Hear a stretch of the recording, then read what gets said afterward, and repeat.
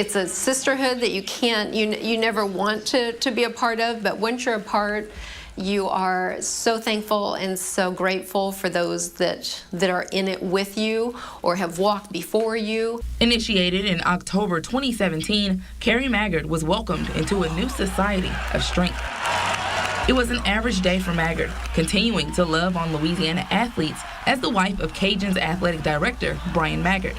The radiologist's office called and said, we have a quick opening at 12:45. If you can slip in, we'll do this really quick. We were having the soccer team over for dinner.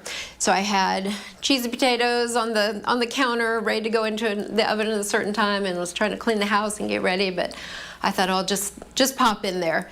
And that turned into about a 4-hour appointment. Days before hosting dinner, Maggard noticed a small lump on her breast during a self-exam. She had a recent visit with her doctor just a few weeks prior.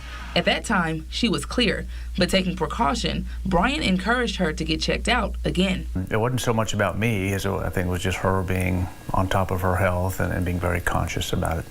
You know, my radiologist, I still remember her standing over me and just saying, I'm really fearful we're dealing with cancer. Brian, her rock, was diagnosed with testicular cancer over 20 years ago. His diagnosis added a new level of courage, but nothing could have prepared him for when his soulmate detected a breast cancer lump. And when you hear the words, you know, you have cancer, you know, you're just shocked and scared. And so I could kind of relate. Felt bad for her, wishing it was me versus her, but I think that's what went through my mind initially. Fortunately, with early detection, Maggard was diagnosed with stage 1 breast cancer. She was able to bypass chemotherapy, but she went through surgery and numerous rounds of radiation.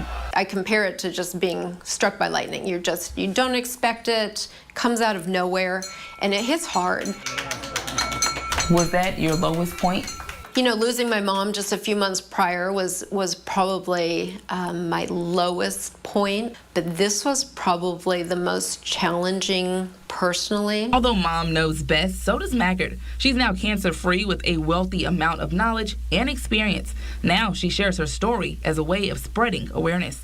What was it about October 3rd where you woke up and you decided to tweet your message about breast cancer awareness? You know, I don't know what struck me that morning. And I thought, you know what, if one person reads this and picks up the phone and schedules their annual checkup, then that will be a good thing.